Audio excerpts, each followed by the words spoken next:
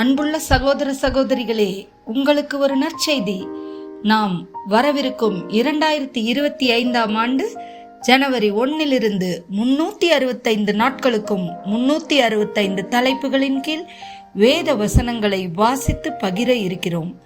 நீங்கள் இதை அனுதினமும் கேட்டு தியானித்து ஆசீர்வாதத்தை பெற்றுக்கொள்ளுமாறு கேட்டுக்கொள்கிறோம். அது மட்டுமல்ல, இதை சப்ஸ்கிரைப் செய்து உங்கள் நண்பர்களிடமும் பகிர்ந்து கொள்ளுமாறு அன்புடன் கேட்டுக்கொள்கிறோம். நன்றி.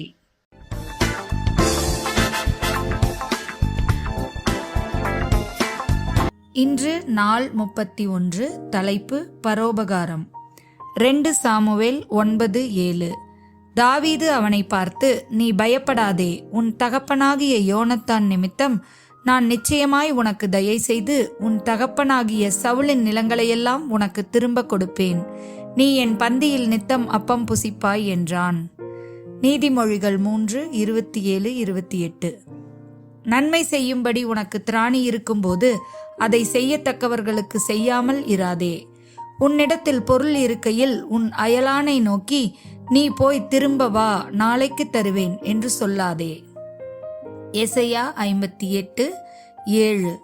பசியுள்ளவனுக்கு உன் ஆகாரத்தை பகிர்ந்து கொடுக்கிறதும், துரத்துண்ட சிறுமையானவர்களை வீட்டிலே சேர்த்து கொள்கிறதும், வஸ்திரமில்லாதவனை கண்டால் அவனுக்கு வஸ்திரம் கொடுக்கிறதும், உன் மாம்சமானவனுக்கு உன்னை ஒழிக்காமல் இருக்கிறதும் அல்லவோ எனக்கு உகந்த உபவாசம்.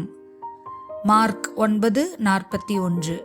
நீங்கள் கிறிஸ்துவினுடையவர்களாய் இருக்கிறபடியினாலே என் நாமத்தின் நிமித்தம் உங்களுக்கு ஒரு கலசம் தண்ணீர் குடிக்க கொடுக்கிறவன் தன் பலனை அடையாமற் போவதில்லை என்று மெய்யாகவே உங்களுக்கு சொல்லுகிறேன். லூக்கா 10:33-35 வரை.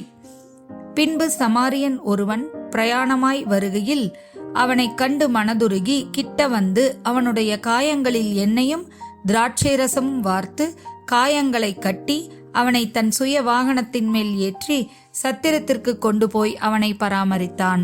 மறுநாளிலே தான் புறப்படும் போது 2 பணத்தை எடுத்து சத்திரத்தான் கையில் கொடுத்து, நீ இவனை விசாரித்துக்கொள், அதிகமாய் ஏதாகிலும் இவனுக்காக செலவழித்தால் நான் திரும்பி வரும்போது அதை உனக்கு தருவேன் என்றான்.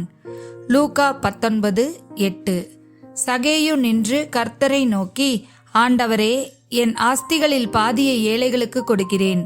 நான் ஒருவனிடத்தில் எதையாகிலும் அநியாயமாய் வாங்கினதுண்டானால் நாளத்தனையாய் திரும்பச் செலுத்துகிறேன் என்றான். அப்போஸ்தலர் 2:44-46. விசுவாசிகள் எல்லோரும் ஒருமித்து சகலத்தையும் பொதுவாய் வைத்து அனுபவித்தார்கள். காணியாட்சிகளையும் ஆஸ்திகளையும் விற்று ஒருவனுக்கும் தேவையானதற்கு தக்கதாக அவைகளில் எல்லோருக்கும் பகிர்ந்து கொடுத்தார்கள். அவர்கள் ஒருமனப்பட்டவர்களாய் தேவாலயத்திலே அனுதினமும் தரித்திருந்து வீடுகள் தோறும் அப்பம் பிட்டு மகிழ்ச்சியோடும் கபடமில்லாத இருதயத்தோடும் போஜனம் பண்ணி. அப்போஸ்தலர் 4:32-37 வரை. விசுவாசிகளாகிய திரளான கூட்டத்தார் ஒரே இருதயமும் ஒரே மனமும் உள்ளவர்களாய் இருந்தார்கள். ஒருவனாகிலும் தனக்குள்ளவைகளில் ஒன்றையும் தன்னுடையதென்று சொல்லவில்லை. சகலமும் அவர்களுக்கு பொதுவாய் இருந்தது.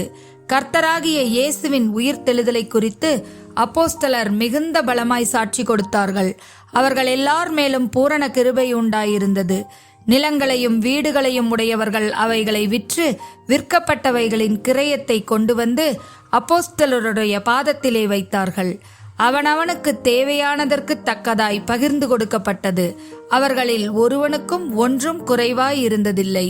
சீப்புரு தீவானும் லேவியனும் அப்போஸ்தலராலே ஆறுதலின் மகன் என்று அர்த்தம் கொள்ளும் பர்னபா என்னும் மறுபேறு பெற்றவனுமாகிய யோசே என்பவன் தனக்கு உண்டாயிருந்த நிலத்தை விற்று அதன் கிரயத்தை கொண்டு வந்து அப்போஸ்தலருடைய பாதத்திலே வைத்தான்.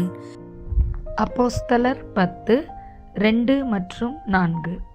அவன் தேவபக்தியுள்ளவனும் தன் வீட்டாரோடு அனைவரும் தேவனுக்கு பயந்தவனுமாயிருந்து ஜனங்களுக்கு மிகுந்த தர்மங்களை செய்து எப்பொழுதும் தேவனை நோக்கி ஜெபம் பண்ணி கொண்டிருந்தான்.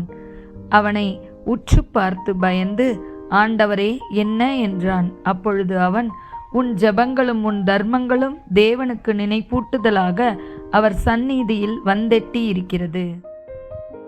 அப்போஸ்தலர் 11:29. அப்பொழுது சீஷரில் அவரவர் தங்கள் தங்கள் திராணிக்கு தக்கதாக யூதேயாவில் குடியிருக்கிற சகோதரருக்கு உதவியாக பணம் சேகரித்து அனுப்ப வேண்டுமென்று தீர்மானம் பண்ணினார்கள். ஆமேன்.